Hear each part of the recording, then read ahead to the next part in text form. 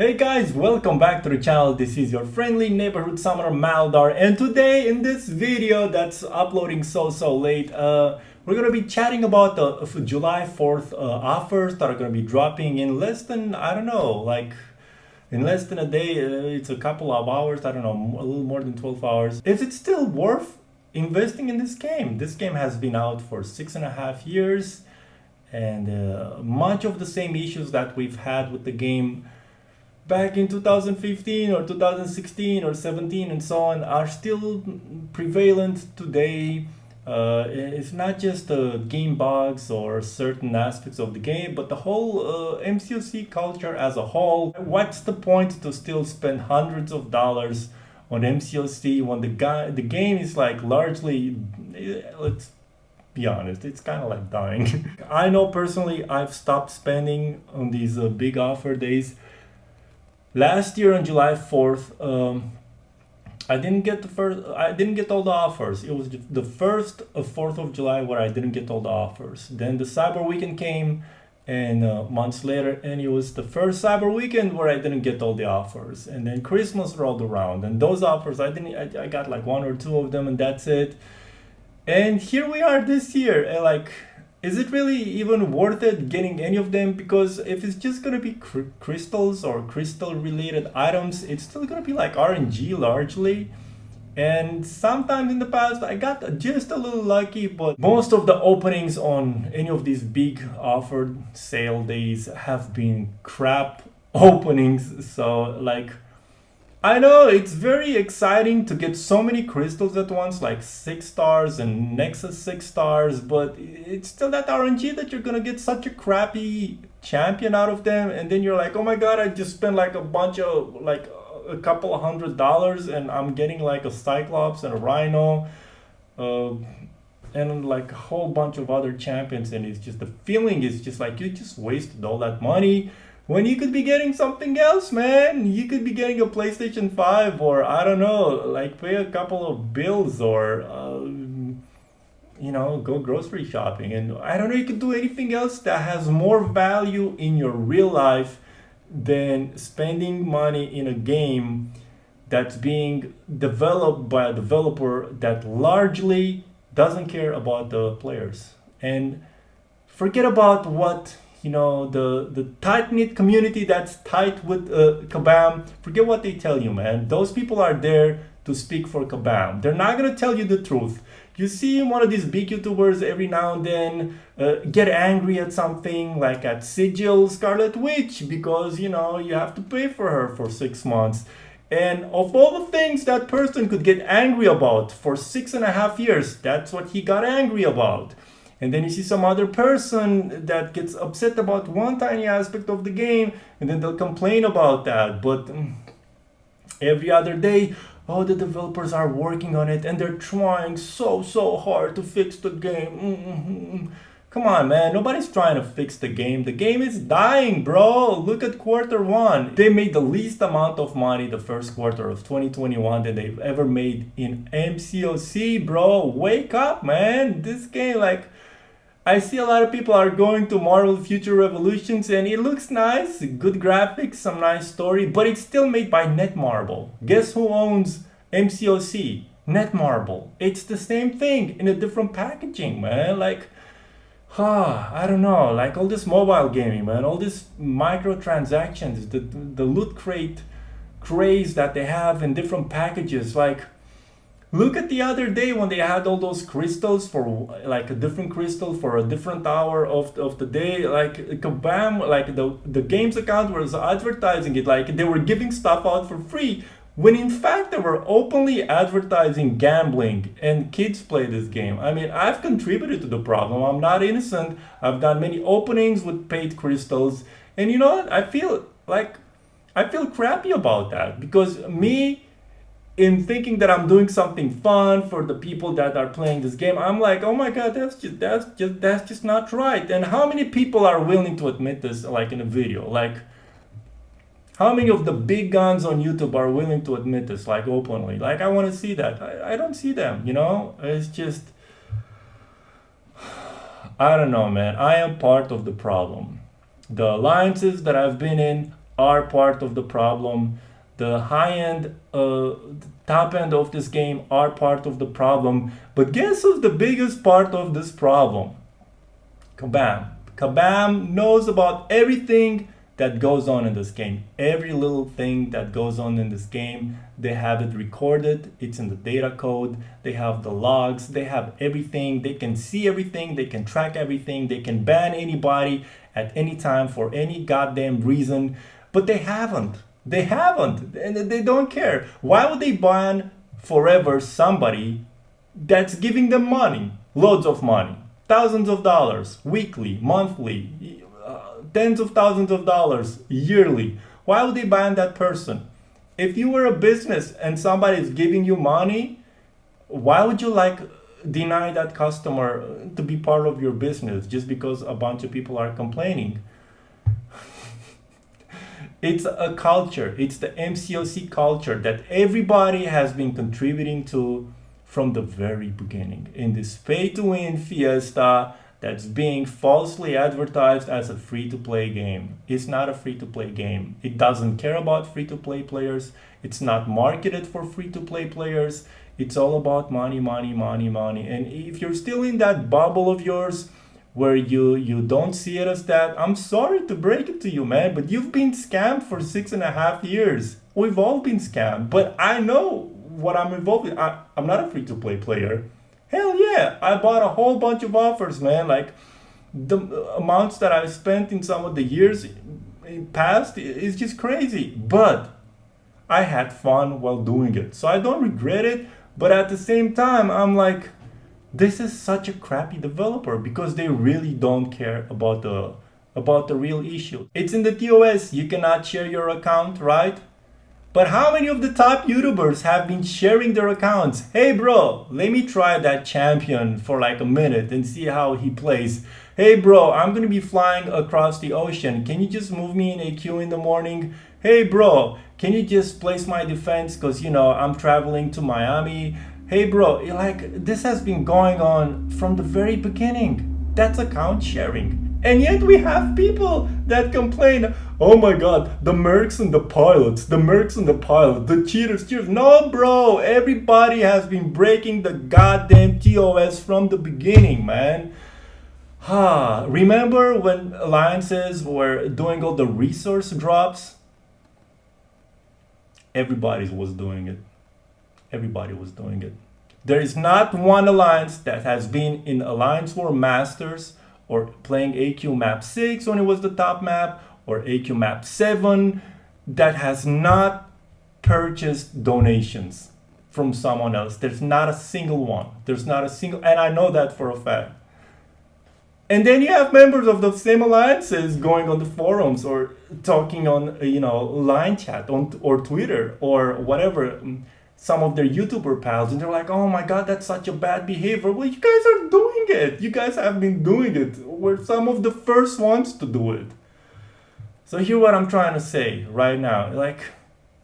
Everybody's part of the problem.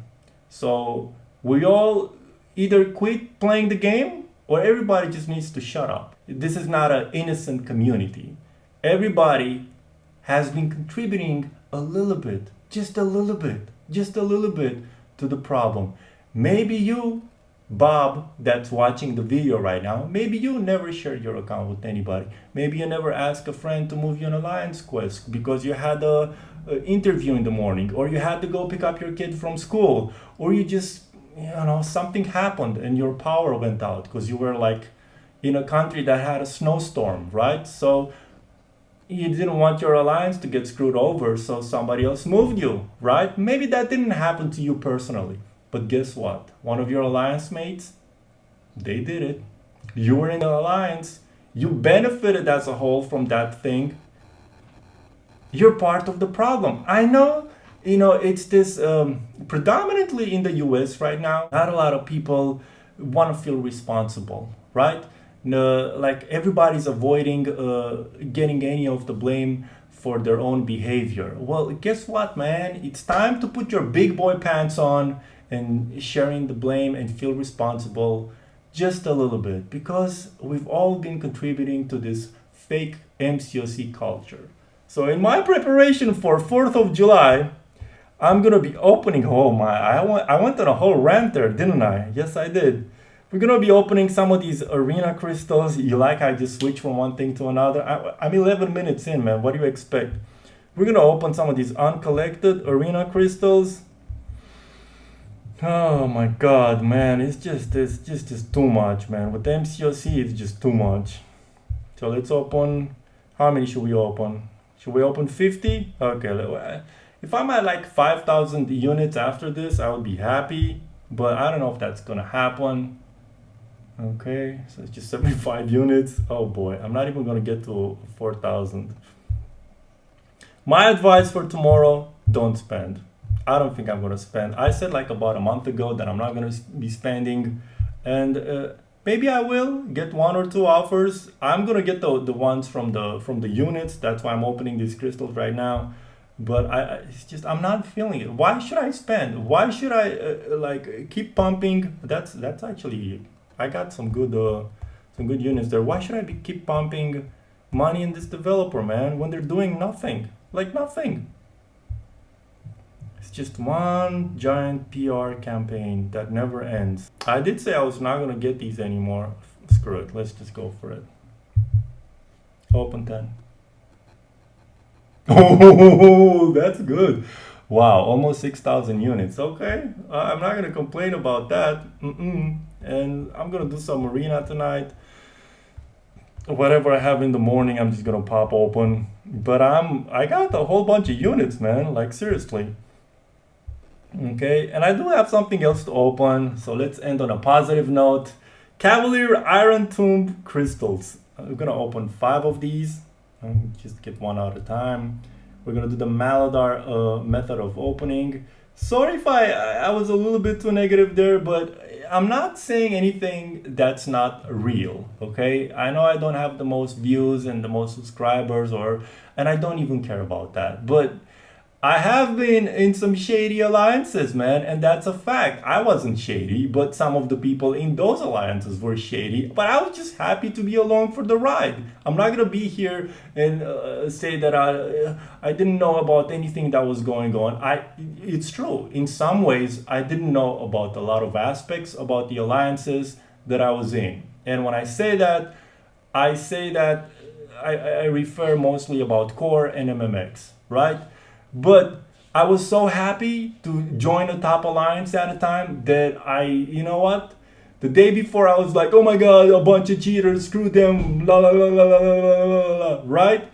And the next day I'm like, I'm joining Core, baby, yeah, what's up now? You know, I didn't care, I was happy. Like, I didn't take it that serious. It's just a mobile game for crying out loud. Some people make it out to sound like I joined like a crime syndicate or something. It's just an alliance in a mobile game. Just relax, take a step back, okay? The people that got engaged in those shady activities, they got punished. And guess what? It's a kabam that allowed them to come back to the game after they paid to come back to the game. So don't hate the people that were in Core.